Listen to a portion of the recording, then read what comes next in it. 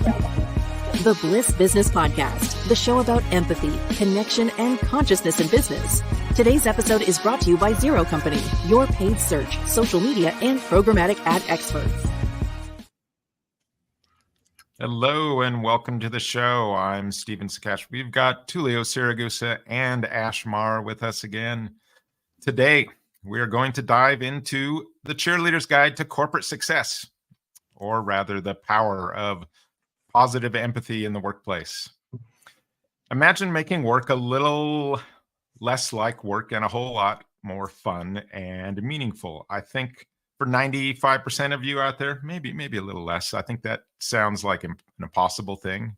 I know how we're all feeling it sometimes. But when you start stacking up little changes on top of little changes at the workplace to improve culture and the environment, you can make it happen. So how do we build the feel-good factory? Well, check out these podcasts, of course. Share them with your colleagues. The goal of these podcasts is to help you build a more authentic, loving company. And yes, it's important to do because it's the right thing to do. It's the future of business, but also it pays off. I mean, the holy grail of marketing is when you have people who genuinely love what they do, care about their customers and the organization, and where your customers love you so much that they actually do the marketing for you.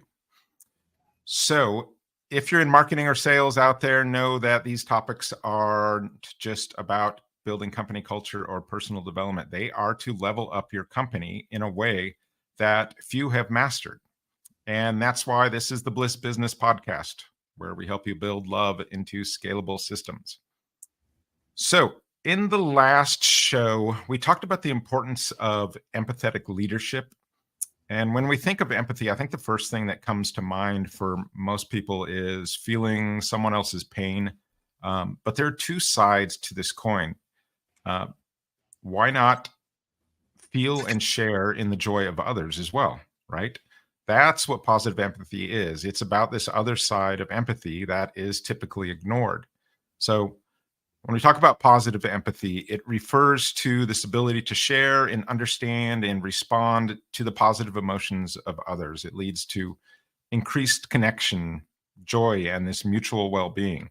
And it goes beyond just merely recognizing someone's happiness. It actually involves participating in their joy or success. So when we share some personal achievement going beyond, if Ash tells me something that just great that happened and me just saying congrats, and going on to my next thing, actually just celebrating that experience with him. Or, even if we're going through some sort of personal growth, sharing those milestones with others, let them be the cheerleader along with you on that ride.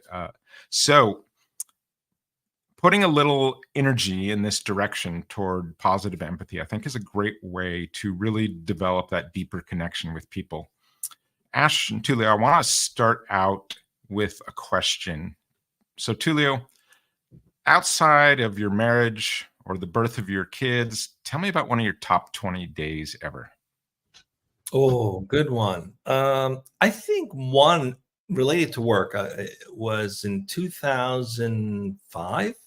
When one of the investors of the company I was head of sales and marketing with came to me and said, I'd like to see if we can take the experience you've had working with Facebook and YouTube. At the time, I was instrumental in helping those two companies monetize their traffic. This was before they became as big as they were.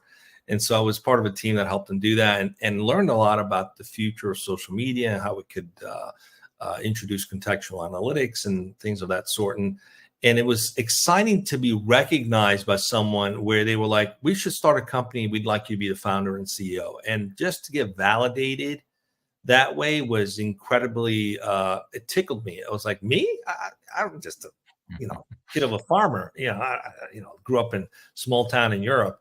I'm not some tech CEO. And so it was just my first glimpse really in seeing myself through the eyes of someone else who had seen my progression and the work that I had done and who believed in me. And it really tickled me. It made me want to believe in myself a little bit more as well. So it was a happy moment to have someone show belief in me and yourself, and very empowering. And I thought it was a great example of positive empathy. I have to echo. Go ahead. I was going to echo Tullio and what he shared, because that feeling of feeling appreciated for doing something that was super challenging, and then having someone actually be there to see the process, and then when you see the result and you're sharing that excitement together. I have a similar story. Mine was the first pivot into actually getting results for a client. And before that, it was me actually starving and hoping that someone would give me an opportunity. And this is one of those where it was like, we had that conversation. Hey, Ash, if you could pull this off, then I will help you achieve X, Y, and Z. Well, when that time came through the trials and tribulations, the challenges, the unforeseen circumstances, so on and so forth, for me to get that call Friday evening, I'll never forget. And he's ecstatic that he got his first few leads from online, and that this is going to play a huge part of his growth of his business. That acknowledgement of him looking at me and saying, hey, Ash, you did a good job. Thank you. Not having that before, and now actually being able to believe in myself, because that's something tangible, and it came from feedback from someone that I respected and worked really hard to achieve that result for. That positive empathy, where he knew what I went through to get there, and he acknowledged it with an appreciation, really meant a lot to me. And that was one of my top 20 best days.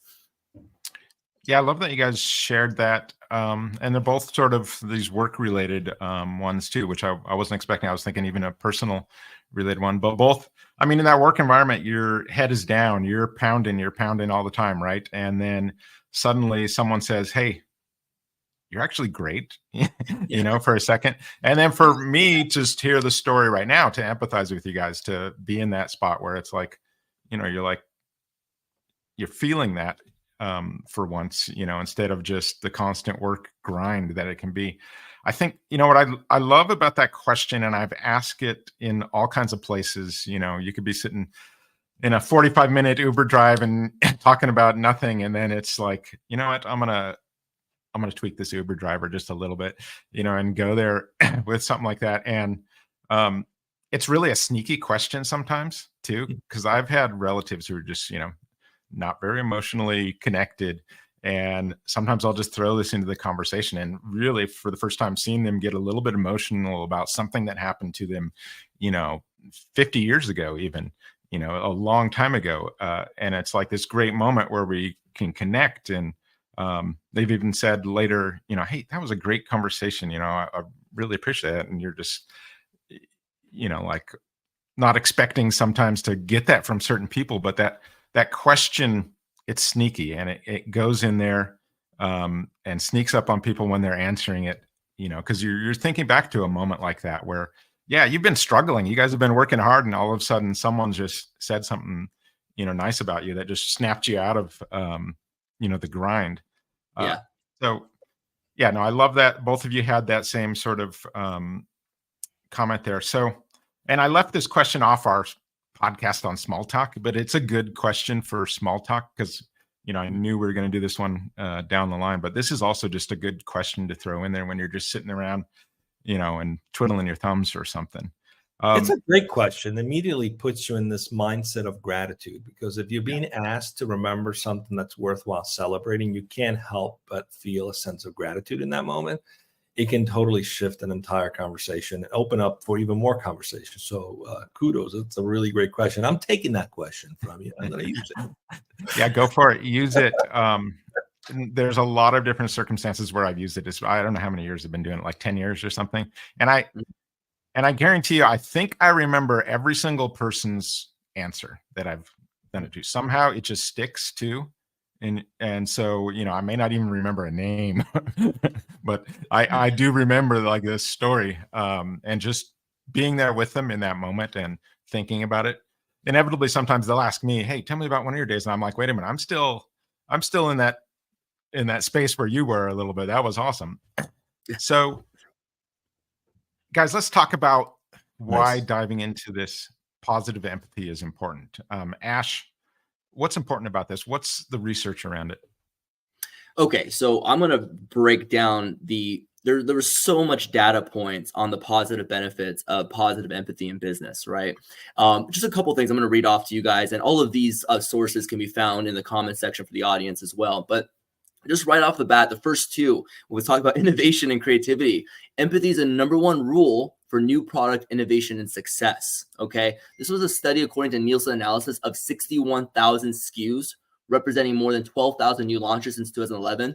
3 in 4 launches fail within a year. Those that succeeded focused on walking in the shoes of the consumer to uncover key demand-driven insights. A second one, empathy boosts business creativity. Now, this one was interesting. In a scientific experiment with 209 adults, a simple empathy exercise designed to activate empathy boosted the creativity of participants who were innovating a new line of potato chips for pregnant women. Before beginning, some participants were asked to imagine how a consumer would feel using the product, while others were asked to imagine what the consumer would think when using the product. An independent jury found the ideas of the empathy-activated group were more original than the control group. Another one, empathy improves satisfaction. Now, what was interesting about this study was done in Korea, and it was focused around patients in the healthcare sector. But let's just replace patient with employee on this one when I'm reading it to you guys, okay? A Korean study in the healthcare sector found that empathy improves patient satisfaction and compliance. Compliance meaning adhering to treatment schedule. 550 outpatient participated in the study. Physician empathy levels were linked to better information exchange, perceived expertise, interpersonal trust, and partnership. That's what I mean. That was interesting, right? When I said you could replace patient with employee, right? Because all those things that we're trying to achieve within our internal organization are those there. The result. So this resulted in higher patient satisfaction and better compliance. Imagine better compliance of your employees and better employee satisfaction from empathy. Yeah. I think too, in that healthcare setting, obviously empathy is like this big thing, but you can actually have empathy fatigue if you're dealing with all the pain and suffering in that. But, you could be helping someone too. And you could ask that question that I ask, just as a routine while you're going about your work. And suddenly you're out of the place where you get that empathy fatigue, where it's just bearing down on you. But you're in this different kind of the other side of the coin, right? You're in this positive empathy sort of place with someone. And then you're sharing this beautiful moment in their life. And they may be going through something traumatic at that time, or just something routine, but it's sort of flipping the table on what you normally have to do in that job. No, absolutely. And these last 2 points, and there's so much more here. We're going to provide all the information, but the last 2 was empathy improves ability to negotiate.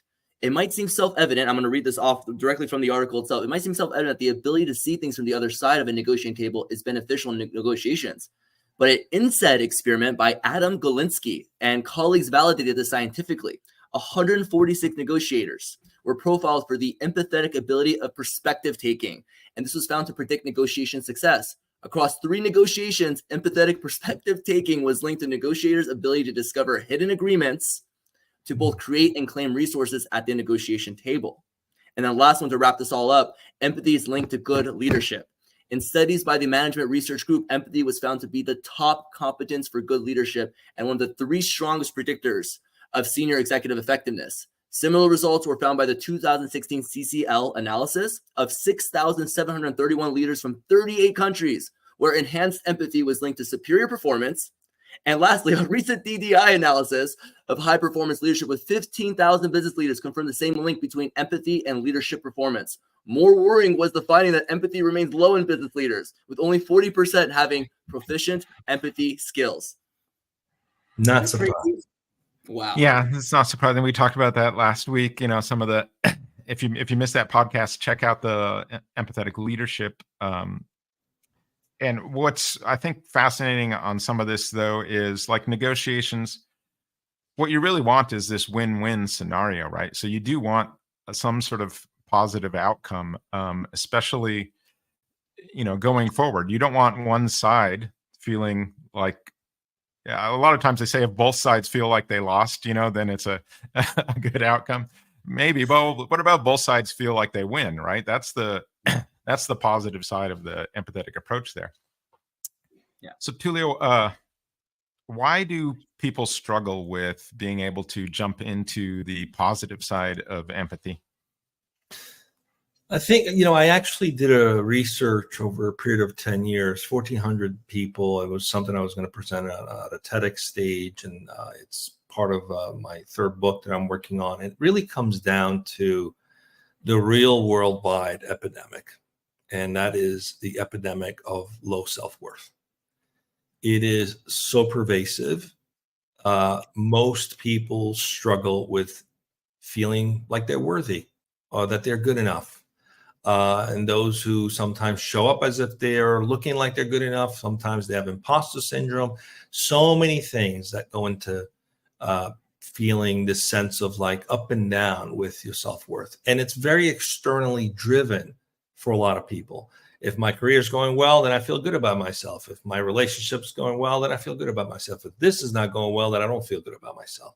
It's very externally driven. Only about 1% to 2% of people are completely internally driven, and no matter what's going on around them, they have reason to celebrate. And that's really what the main thrust of the hard time with showing positive empathy is, this idea that you should celebrate other people and you should celebrate yourself.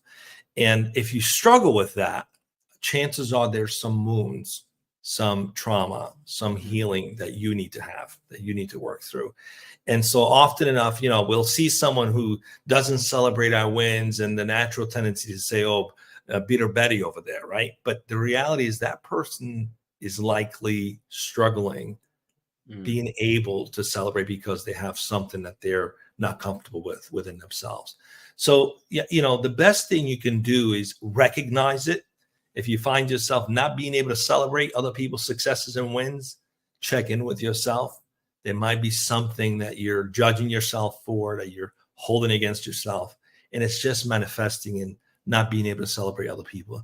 And those usually are people who also have a hard time celebrating themselves. At least that's what my research has found. And there's other research you can look into that validates the same theory. But in my opinion, it really comes down to just feeling worthy, and celebrating yourself, even as imperfect or as flawed as we are, to still celebrate the small little wins we have along the way.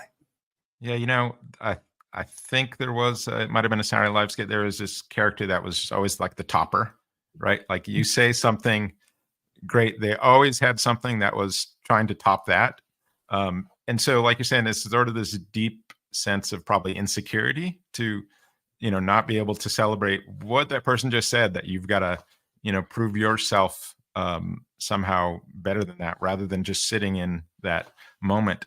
Ash, what about you? What comes to mind? So I have to, again, I'm going to use the word echo because I am echoing everything Tullio was saying. I agree with him. And I just want to add a little bit further. So for me, my perception is more so it's a deep-rooted biases that occur through indoctrination over years of how they've learned to do business, right? And then there's scenarios where there's projection that occurs. If they were someone that had to raise above through being more of a cutthroat in some fashion, where they weren't, it was their lone wolf approach to business and life that got them where they were at. So they think they have to stay that way. And if they're a cutthroat, then they're projecting that other people would also be cutthroat if they had to cut corners to get to where they need to get to. So again, it goes back to internal. But lastly, I think really once you determine it's a deep-rooted bias, or you're projecting based on how you may act or how you feel towards other people, and you think everyone's doing the same thing, I think the biggest challenge is fear of change. So I pulled some research on this as well. I found a LinkedIn article, and I found this really interesting. So if you have someone who is having a hard time seeing themselves and seeing that vulnerability to really reflect and be like, hey, you know what? There is a deep-seated issue going on. It has to do with my self-worth and so on. Well, that involves a level of change they have to bring into their lives. And these are the stats on change. So check this out. It says 1 in 3 people would avoid change if they could. According to the LinkedIn article, would you normally avoid change if you could? If you said yes, then you joined the 34% of respondents who agreed or completely agreed with the sentiment. And then it says here, almost 1 in 3 people say that if they do not see immediate results for their efforts, they usually give up and do something else. This is 32.2% say do not persist if they do not see immediate progress. A further 21.3% are ambivalent. Less than half of people indicate they would persist in the face of lack of immediate progress. That's less than half the people. And lastly, almost 1 in 4 people say they cannot accept failure if they try something and do not succeed. They can't lose. My ego will crush if I lose.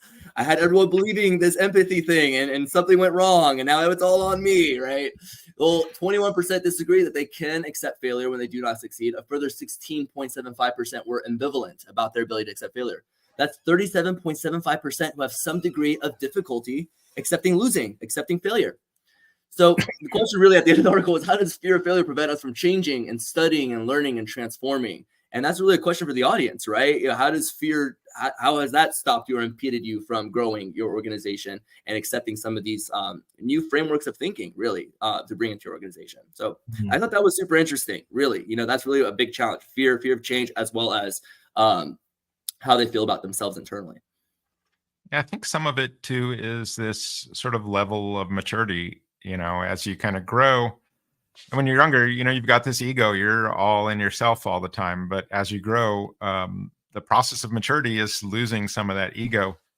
You know, I think of where you see sometimes like maybe a basketball game or something, and you see the whole team cheering, but there's that one person just sitting on the bench still pouting for some reason. Yeah. You know, like something's going on there. It's like, you can't be happy for the success of your team. What just happened? You had to sit down, you had to get benched, or, you know, something didn't go right for you. And you're so stuck in your head at that moment that you lose sight of the bigger picture. And so I think with work, a lot of times, you know, you've got that team mentality, right? And so if you've got one person who's just, you know, kind of dragging it down, it's like, okay, what's really going on there? You know, is it some sort of insecurity, some sort of inability to accept you know, that you've gotten either snubbed or you felt like it somehow? So this is a good point for a conversation too, and to step in, because the team feels that, right? It's the team's not, if there's one person that's off, you know, it's like that locker room isn't happy, right? You know, and it's just one person. And it's a deeply seated issue too. Like somehow we forgot we are part of nature. If we just observe nature, it is in constant service to itself, constantly. Everything in nature is in a constant state of giving, and it supports itself. It works, you know, the ecosystem works constantly and forever. Now imagine something decided, I'm going to hold back. I'm not going to do it. You know, the whole thing would collapse. But somehow as humans, we don't think when we're in a team that our inability to continuously give and to contribute will help the whole system collapse. So, and we focus on so much of what I'm missing that we forget that we are part of the bigger picture. And then sometimes what's missing is just connection and relationship and intimacy. But getting comfortable with that is scary for some people, especially if they've had some traumas or if they've had issues with trust when they were younger or what have you. And those are real problems that take tremendous effort and work to recognize in yourself and create the self-awareness that says, I have a hard time being okay with not always being okay. I have a hard time with admitting that I don't know something. For whatever reason, I created a belief way back when that I have to show up perfect and happy and joyful all the time. And it's not human. That's just not natural, right? So it's really becoming self-aware of the realization that it's okay to be human, and to also acknowledge that as part of nature, we do have an obligation to keep giving into the system. Otherwise it collapses. You know, the part of the reason things evolve is there's a friction, right? There's some sort of friction. And I always say, like, life, it's all this agitation machine a lot of times, right? And it's just constantly agitating. And so if you don't have that, there's no room to grow, right? So we're all here growing. We're all here getting agitated about this and that a lot of times. So if you see someone, you know, who's struggling with that and part of your team or part of your culture, you know, what are you going to do about it? Are you just going to let it sort of sit there, or are you going to be that cheerleader? You know, hey, when that person has that moment of success, you need to be there, and you need to be there with them and be that cheerleader, celebrate with them, pick them up. You know, that's what those really good locker room guys are, the ones, you know, who are just like, hey, yeah, no, we got our ass kicked today, but, you know, I saw you diving on the floor for that loose ball. I saw you, you know, doing this and that. And you just celebrate some of those things so that, you know, you're not becoming fractured. Yeah. Just so don't go around slapping asses. You might get in trouble with each other. You know what the challenge too, Steve, I find this is another thing too that really, and I'm sure there's an audience that could agree with this, is that there's an element of people that's deep rooted in their bias, that the moment you give encouragement, that employee is going to come ask for more.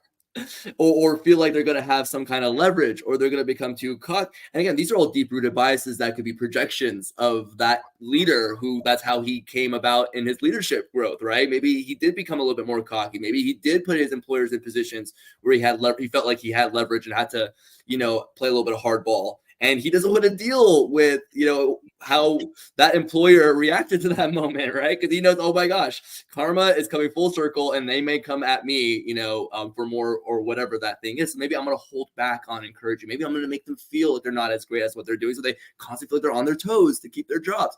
What I'm describing is a real scenario that I sort of came from, right? That was literally the mentality and the framework of thinking. And I don't think it's exclusive to one person. I think this is, again, a deep-rooted bias.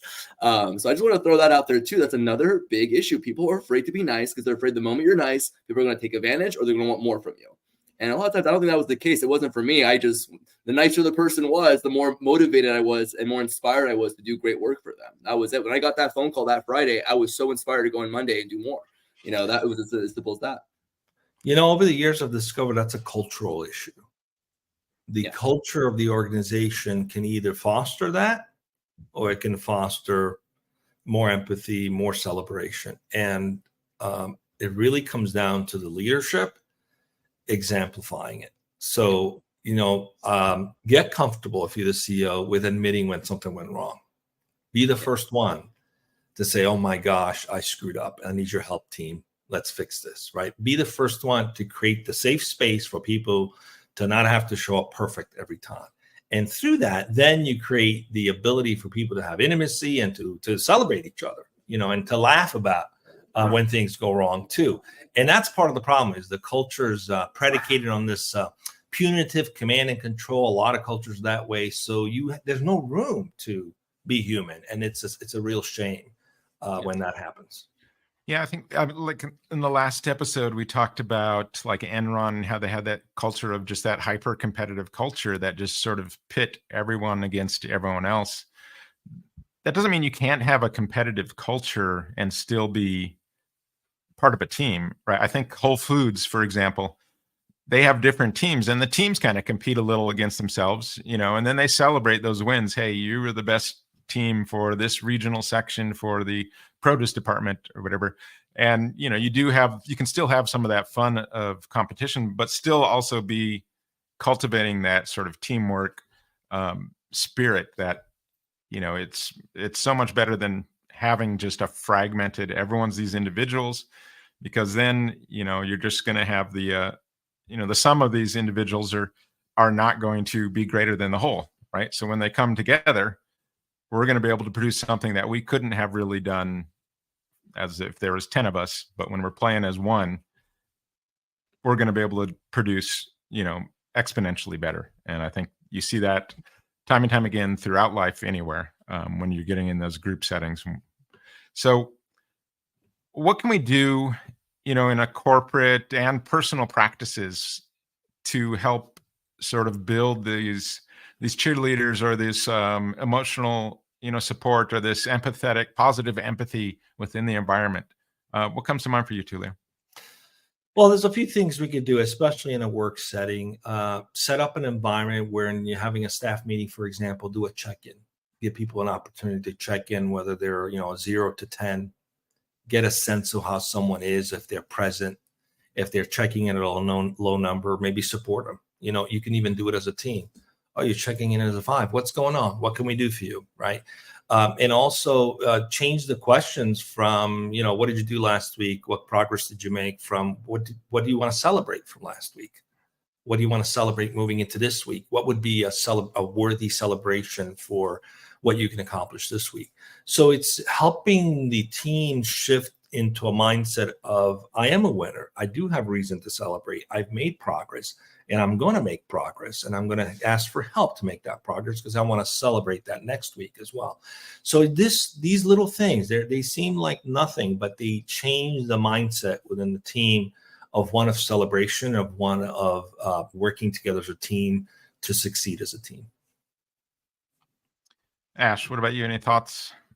Yeah, I was going to say team building events are always super cool, but separating team building, really creating environments or an event that allows employees and colleagues to really get to know each other at a deeper level, allow us to tell stories that, get to know that person, their values, and how they look at life.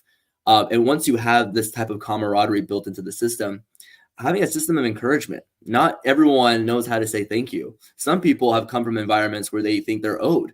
I know I sometimes have a hard time thanking Team Philippines when they do great things for me, because I assume once I send it off, it gets done. I don't hear from them, move on. And now I'm making it an effort to say, hey, thank you, Jonathan. Thank you, JP, whoever was involved in that task. Because I have a good job of thanking people who are close to me that work within my vicinity. But sometimes when it comes out to labor that's out there where I'm not seeing the person, I'm not expressing that gratitude. Well, that happens internally as well. Sometimes people just expect, well, you were supposed to do your job, so why am I thanking you for doing your job? Right? So when people have a hard time with that, having a system built in place like Bliss, like something that we have at Zero Company, where we're naturally encouraging each other through Bliss Bucks and so on and so forth. So even if that person isn't genuinely able to say thank you, they're learning how to express gratitude until it becomes something that is natural to them because the environment is built in. And then lastly, sharing organizational goals and how we hope to achieve them from the leadership perspective. If everyone likes each other, everyone is grateful towards each other, and there's built-in gratitude into the system. Then lastly, it's listening to our leader. What is the goal that is bigger than ourselves that we're all trying to achieve together? I think all of that creates a feel-good factor that makes everyone feel good to show up to work. One, they enjoy the people they're with.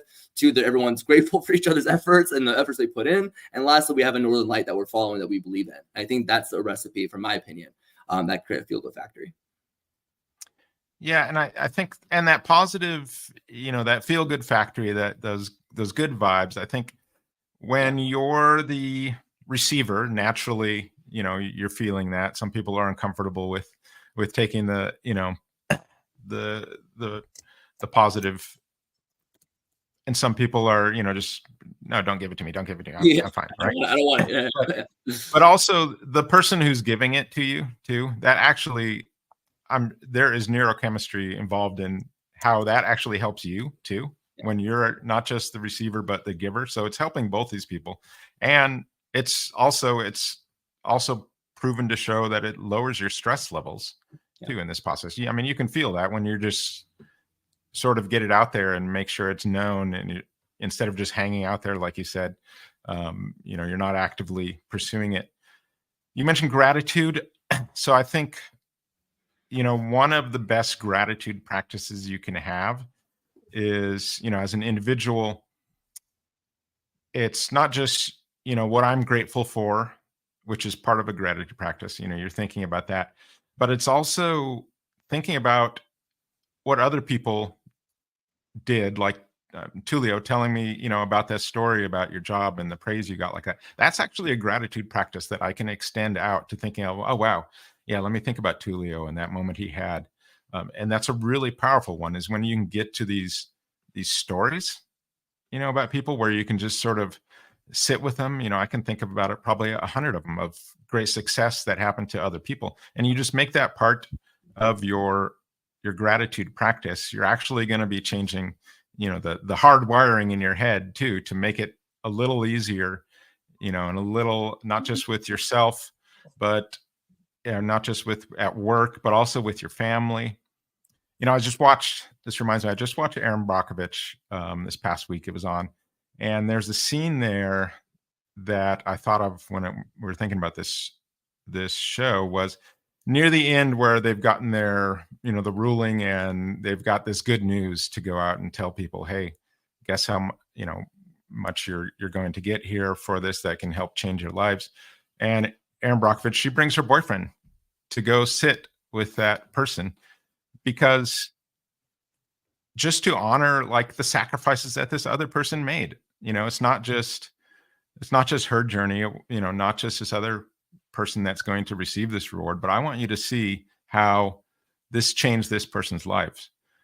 So I thought that was, when we were thinking about this positive empathy, there's just that sort of thing where it's like, hey, come here and see all the, sacrifices that you've made that allowed me to climb my Mount Everest or whatever, or to, whatever your Mount Everest is. There are other people in your life right, that helped you get there, that were probably the cheerleaders there, that also sacrificed and did A, B, C, D, and E for you, well, you could do this sort of thing. And letting them in on that celebration, I think that's just, that stuck out in that movie just because we were doing this podcast and I hadn't thought about that before. So guys, let's wrap it up here a little bit. So we've talked about how positive empathy, it's important to engaging, your colleagues in your workplace. We talked about how I mentioned briefly how it increases, health in a way because it's helping the person giving it and the person receiving it. Ash had all kinds of stats on just, having some sort of empathetic approach to everything you do is going to improve not just the work environment, but that potato chip to that customer, right, that we talked about there, that this positive moment of how can I make that a better experience for them.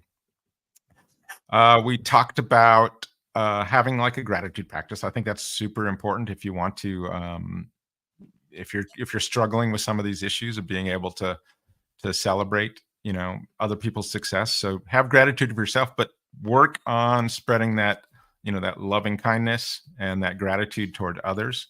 I think that's huge. And then, set up systems in your organization that can produce these kind of moments, those recognition moments, just so that a story can come out of that, a story that, everyone can celebrate on. So let's wrap this up. We've covered a lot today. Join us again on the next Bliss Business Podcast, where we're going to discuss building connections and culture in the age of hybrid and remote work. This is something that is certainly a work in progress for us and probably for many of you out there since the pandemic and how the workforce has changed in a lot of these businesses. There are lots of benefits to remote work, but I think company cultures are taking a hit in some ways. Regardless, if connection with your team members and customers and vendors is something you really want to improve upon, join us as we dive into this topic on the next Bliss Business Podcast.